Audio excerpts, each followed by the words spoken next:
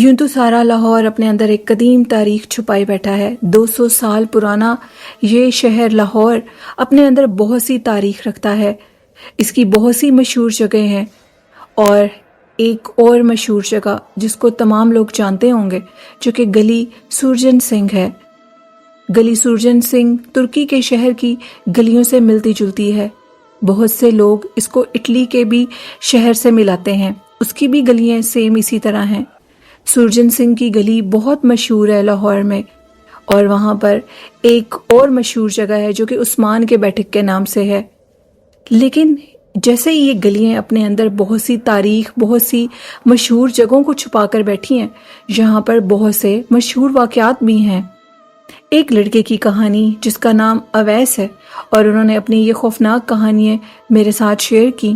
اویس کا کہنا ہے کہ ایک خوفناک واقعہ میری زندگی کو اس طرح بدل سکتا تھا، میں نے کبھی سوچا بھی نہیں تھا۔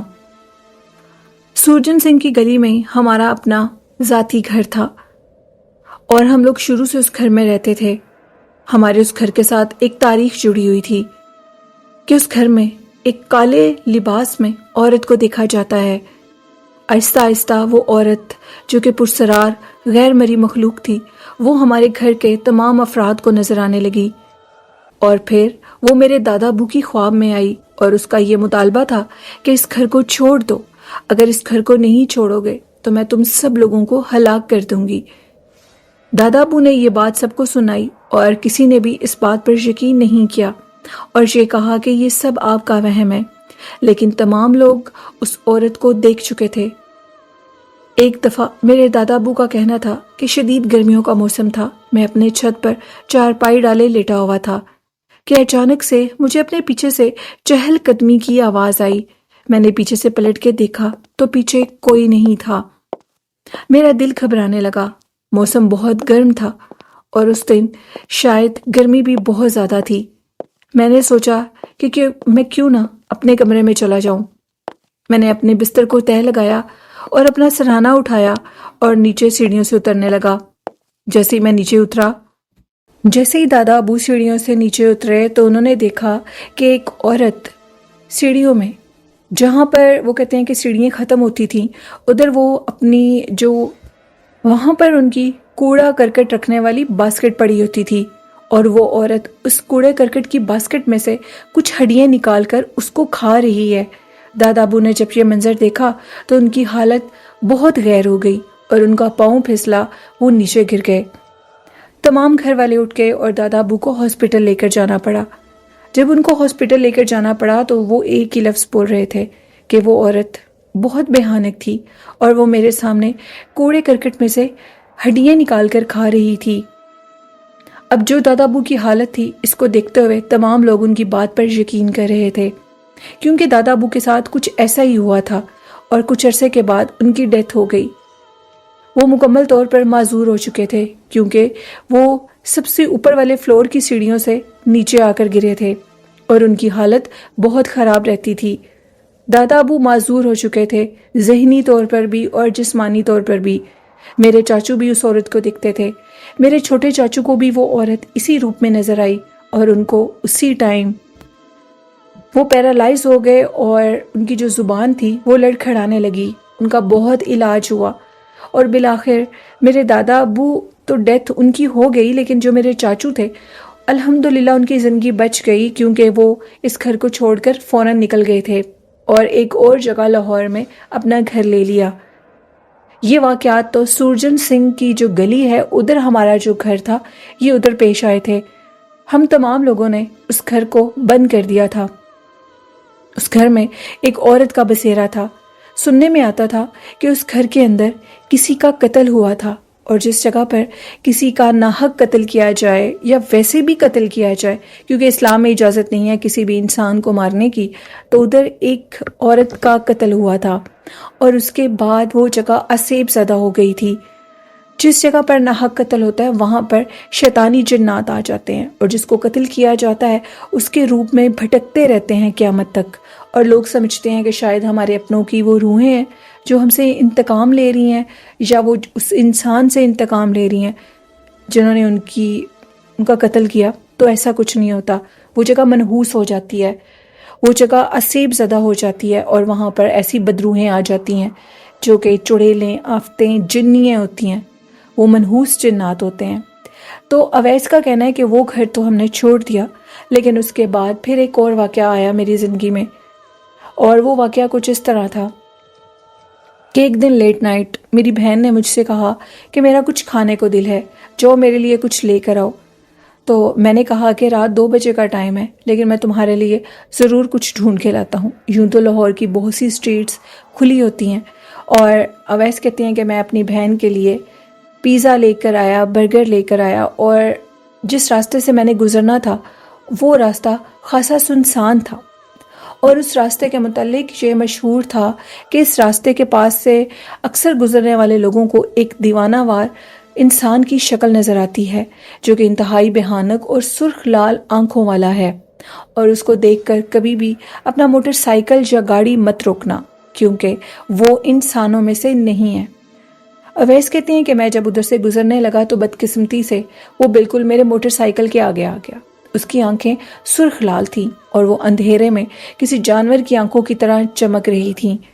اویس کہتے ہیں کہ اس نے مجھے روک لیا، اور جب اس نے مجھے روکا تو اس کا یہ کہنا تھا کہ مجھے بھوک لگی ہے، مجھے کھانا دو۔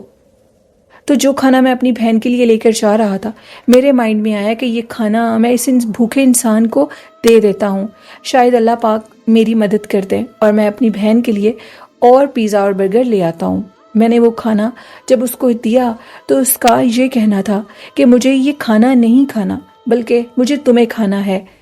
یہ بات سن کر اویس کہتے ہیں کہ ایک دفعہ تو میری ٹانگیں کانپ گئیں اور مجھے یہ ایک مذاق لگا، اور میں نے کہا کہ یہ کیا بکواس کر رہے ہو، جس پر اس کا کہنا تھا کہ مجھے تمہیں کھانا ہے۔ یہ بات سننے کی دیر تھی کہ اویس کہتے ہیں کہ میں نے اپنے موٹر سائیکل کو دوبارہ سٹارٹ کیا، اور موٹر سائیکل جیسے ہی چلانے لگا تو اس نے میرے موٹر سائیکل کو بہت مضبوطی سے پکڑ لیا، اور مجھے یوں محسوس ہوا کہ جیسے ایک بہت بھاری چیز نے میرے موٹر سائیکل کو پکڑ لیا ہو، اور اب میں موٹر سائیکل نہیں چلا سکتا۔ خیر وہ میرے موٹر سائیکل کو نہیں چھوڑ رہا تھا، اور اچانک سے میرے مائنڈ میں ایک چیز آئی۔ میں نے اس سے کہا کہ ٹھیک ہے، اگر تم مجھے کھانا ہی چاہتے ہو تو میرے ساتھ بیٹھو، اور مجھے جس جگہ لے کر جانا چاہتے ہو میں تمہارے ساتھ جاؤں گا۔ اویس کہتے ہیں کہ اس نے جب یہ بات سنی تو اس نے میرے موٹر سائیکل کو جیسے ہی چھوڑا تو میں نے موٹر سائیکل فوراً سٹارٹ کر دیا۔ اب سب سے بڑی خوفناک اور حیرانگی کی بات یہ تھی کہ جتنی تیزی سے میں موٹر سائیکل چلا رہا تھا اتنی تیزی سے وہ میرے پیچھے بھاگ رہا تھا۔ وہ ایک درمیانے قد کا انسان تھا جس کے سر پر بال بالکل چھوٹے چھوٹے تھے، اور اس کی آنکھیں سرخ لال جانور کی طرح تھیں۔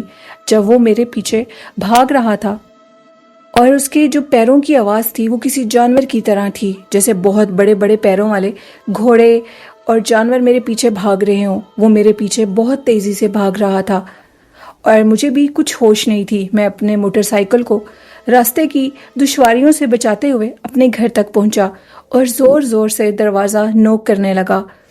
مجھے کچھ ہوش نہیں ہے کہ کس ٹائم میرے گھر کا دروازہ کھلا اور میں گھر گیا، اس چیز کا مجھے کچھ بھی پتہ نہیں تھا۔ اور جب میری آنکھ کھلی تو میری طبیعت بہت خراب تھی۔ میری والدہ، میری بہن اور میرے ابو میرے پاس تھے۔ انہوں نے مجھ سے پوچھا کہ تمہیں کیا ہوا ہے، تمہاری حالت بہت خراب تھی۔ میرے منہ سے صرف ایک ہی لفظ نکلا تھا کہ وہ مجھے مار دے گا، وہ میرے پیچھے آ رہا ہے۔ میں نے تمام واقعہ جو میرے ساتھ پیش آیا میں نے اپنے گھر والوں کو سنا دیا، اور انہوں نے اس چیز کو ماننے سے انکار کیا اور کہا کہ شاید وہ کوئی چور ہو، شاید وہ کوئی آدم خور ہو۔ میں نے کہا وہ جو بھی تھا لیکن وہ انسان نہیں تھا۔ یہ بات جب سنی میرے والد صاحب نے تو انہوں نے میری آنکھوں میں ایک خوف دیکھا۔ اس خوف کو دیکھ کر ان کا یہ کہنا تھا کہ مجھے لگ رہا ہے کہ اویس سچ کہہ رہا ہے، یہ وہم نہیں ہے اور نہ ہی یہ کوئی آدم خور ہے، مسئلہ کچھ اور ہے۔ خیر مجھے باہر جاتے ہوئے بہت خوف محسوس ہو رہا تھا، اور میری یہ حالت تھی کہ میں اپنے گھر کے بھی کسی ممبر کو گھر سے باہر نہیں نکلنے دے رہا تھا۔ خیر وہ دن گزرا اور رات آئی۔ جیسی رات ہوئی تو اچانک سے رات 2 بجے ہمارے گھر کا دروازہ نوک ہونے لگا۔ میں نے اپنے ابو سے کہا کہ دروازہ مت کھولیے گا، اگر آپ نے دروازہ کھولا تو وہ اندر آ جائے گا، وہ مجھے مار دے گا۔ جس پر میرے ابو نے کہا کہ گھبراؤ مت، میں دیکھ لیتا ہوں۔ میرے ابو نے اپنی گن اٹھائی اور وہ باہر مین دروازے کی طرف گئے اور انہوں نے جب دروازہ کھولا تو باہر کوئی نہیں تھا۔ انہوں نے ادھر ادھر سے دیکھا تو کوئی بھی باہر موجود نہیں تھا۔ سردیوں کا موسم تھا تب اور ہر طرف سموگ ہی سموگ تھی۔ ابو نے پھر بھی پوری اپنی تسلی کی اور جب دیکھا کہ باہر کوئی نہیں ہے تو وہ اندر آئے اور جیسے ہی دروازہ بند کرنے لگے تو ان کے سامنے ایک بھیانک شکل کا انسان آیا اور وہ یہ کہہ رہا تھا کہ مجھے تمہارے بیٹے کی جان لینی ہے، میں اسے جان سے مار دوں گا اور اب میں اسے زندہ نہیں چھوڑوں گا۔ یہ بات سننی تھی کہ میرے ابو بھی دیوانوں کی طرح اونچا اونچا بولنے لگے اور انہوں نے فوراً اپنے گھر کا دروازہ بند کر دیا، اور وہ خوف کے عالم میں جب اندر آئے تو ان کی آنکھیں بھی سرخ لال ہو چکی تھیں اور ان میں سے پانی نکل رہا تھا۔ ان کا جسم کانپ رہا تھا اور ان کی حالت بہت خراب تھی۔ وہ یہ کہہ رہے تھے کہ میرا بیٹا سچ کہہ رہا ہے، وہ بہت بھیانک مخلوق ہے، یقیناً وہ انسانوں میں سے نہیں ہے، وہ میرے بیٹے کو مار دے گا۔ اور انہوں نے فوراً اپنے ایک دوست کو کال کی جو کہ مفتی بھی تھے اور وہ عمل بھی جانتے تھے۔ یہ ساری سٹوری انہوں نے ان کو بتائی اور ان کا کہنا تھا کہ یہ ایک ظالم مخلوق ہے اور یہ بچے کی جان لے بھی سکتی ہے۔ اس سے بچنے کا واحد طریقہ یہ ہے کہ تم اپنے گھر کے دروازے کے اوپر ایک شیشہ لگا دو اور شیشے کی چمک سے یہ خوف زدہ ہوگا اور دوبارہ تمہارے گھر کی طرف نہیں آئے گا۔ بچے کو کچھ عرصہ گھر سے باہر مت نکلنے دینا اور میں ایک تعویذ بنا کر دوں گا جو بچے کے گلے میں ڈال دینا۔ یہ بات سننے کی دیر تھی کہ میرے ابو نے فوراً اپنے گھر کا شیشہ اتارا اور فوراً جا کر دروازے پر لگا دیا اور تمام لوگوں کو، اہل علاقہ کو بھی یہ منع کیا کہ اس شیشے کو میرے گھر کے اوپر سے مت اتارنا۔ پورے 41 دن وہ ہمارے گھر کے چکر لگاتا رہا اور شیشے کی چمک سے وہ ہمارے گھر کے قریب نہیں آ سکا، اور پھر میرا کچھ علاج بھی ہوا اور اس دن کے بعد میرے ابو مجھے کبھی بھی لیٹ نائٹ گھر سے باہر نکلنا الاؤ نہیں کرتے۔ ان کا کہنا ہے کہ پہلے ہی بہت بڑی مصیبت سے ہم لوگ بچے ہیں، اب اور ایسا ہم برداشت نہیں کر سکتے۔ اویس کہتے ہیں کہ لاہور کے اندر بہت سی جگہیں ہیں جو کہ انتہائی ہانٹڈ اور پرسرار ہیں، اور ایک اور وہ کہتے ہیں کہ لاہور میں جو نہر ہے، مشہور نہر وہاں کی، ادھر بھی ایک پرسرار عورت کی موجودگی کو دیکھا جاتا ہے جو کہ کالے رنگ کے برقعے کے اندر ہوتی ہے، اور اس کی موجودگی وہاں سے گزرنے والے لوگوں کو بہت نقصان بھی دیتی ہے۔ اس کا دیکھنا ہی وہاں سے گزرنے والی گاڑیوں کا ایکسیڈنٹ کروا دیتا ہے۔ ایک دفعہ ان کا کہنا ہے کہ ان کے ایک دوست جو کہ لیٹ نائٹ وہاں سے گزر رہے تھے تو ان کو ایک عورت دکھائی دی جو کہ کالے رنگ کے برقعے میں تھی اور اس نہر کے پاس کھڑی تھی، اور وہ عورت جیسے ہی آگے آئی ان کی گاڑی کے پاس تو ان کی جو گاڑی کے دونوں ٹائر تھے وہ پنچر ہو گئے اور ان کی گاڑی الٹنے ہی لگی تھی، اور اللہ نے ان کو بچا لیا اور ان کی گاڑی ایک جگہ پر رک گئی۔ اور ان کا کہنا ہے کہ وہ جو بھی چیز ہے وہ بہت بھاری ہے، کبھی بھی لیٹ نائٹ اپنے گھروں سے مت نکلیں۔ یہ حدیث نبوی بھی ہے صلی اللہ علیہ وسلم، چاہے عورت ہے یا مرد، وہ بنا ضرورت کے گھر سے باہر مت نکلیں، ضرورت کے کام کے لیے نکلیں۔ اور ویسے بھی رات کے ٹائم تو شیاطین جنات کا گلیوں میں سڑکوں پر راج ہوتا ہے، وہ وہاں پر گھومتے پھرتے ہیں کیونکہ وہ ٹائم ان کا ہوتا ہے اور وہ ٹائم انسانوں کا آرام کرنے کا ہوتا ہے، نہ کہ بنا ضرورت گھر سے باہر نکلنے کا۔